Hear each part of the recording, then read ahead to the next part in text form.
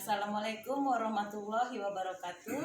Alhamdulillah pada kesempatan hari ini kita masih bisa berkumpul melalui Zoom meeting untuk pemaparan materi cara belajar anak usia dini melalui bermain.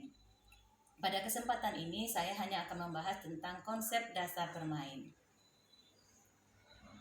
Sebelum saya memaparkan materi, terlebih dahulu saya perkenalkan diri saya dulu. Nama saya Meldawati, saya dari Kabupaten Indragiri Hulu. Tempat bertugas saya di TK Alkan Sarengan.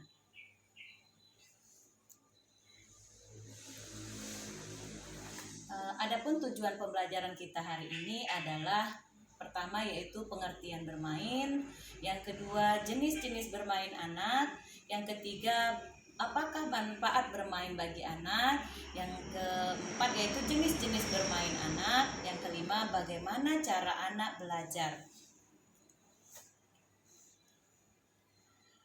Apa itu bermain? Bermain, silahkan menurut pendapat ayah bunda mengenai bermain itu apa? Silahkan isi di chat yang telah saya sediakan. Apa menurut bapak dan ibu atau ayah bunda bermain tersebut. Tetapi ada beberapa pengertian bermain menurut para ahli. Pertama, Jean Piaget, yaitu kegiatan yang dilakukan berulang-ulang demi kesenangan.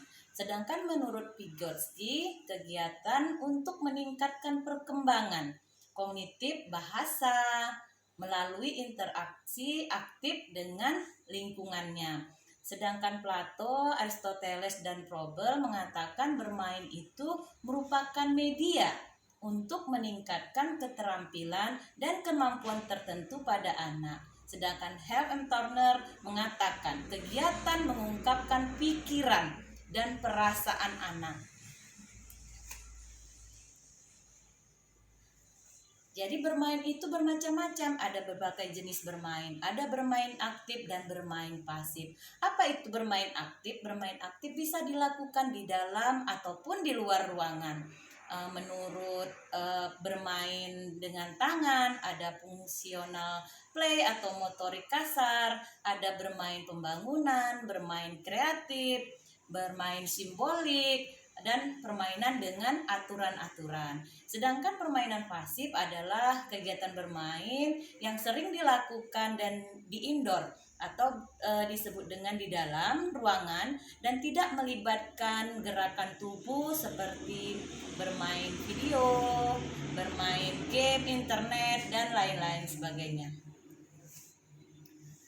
Jenis-jenis bermain itu bisa dilakukan di sekolah, bisa di lingkungan rumah dengan keluarga. Sedangkan bermainan fungsional yaitu bermain sensor motor. Sedangkan bermain konstruksi, bermain pembangunan. Bermain peran bisa dilakukan di sekolah bersama teman-teman, bisa di rumah bersama orang tua, seperti contohnya cooking class atau di rumah bermasak bersama orang tua. Dan lainnya itu permainan menggunakan aturan main. Anak-anak stunting juga memerlukan bermain karena dengan bermain akan bermanfaat bagi anak stunting. Yang pertama yaitu pelepasan energinya, yang kedua menumbuh kembang kegembiraannya, yang ketiga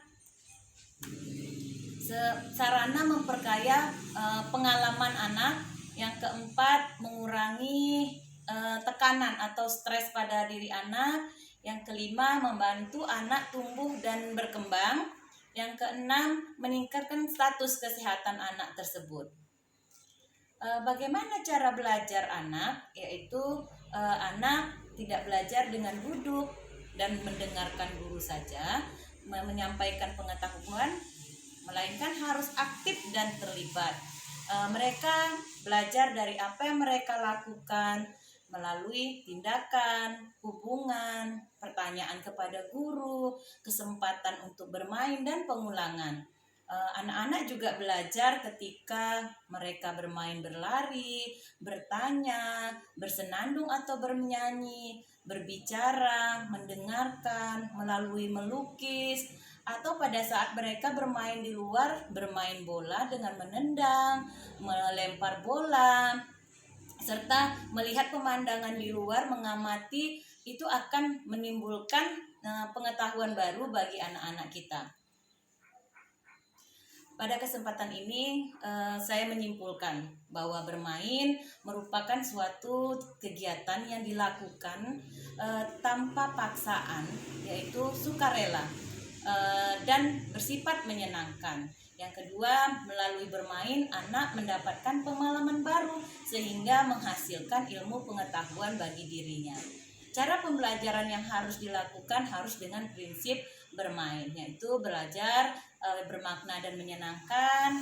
Anak belajar secara konkret atau nyata dengan apa yang dilihatnya, yang ada di sekitarnya, melakukan eksplorasi, serta anak belajar melalui bacaan-bacaan yang ada di sekolah atau majalah, buku cerita, serta pembelajaran yang menanamkan nilai-nilai agama serta akhlak mulia melalui pembiasaan-pembiasaan yang dilakukan di sekolah atau yang dicontohkan oleh orang tua di rumah.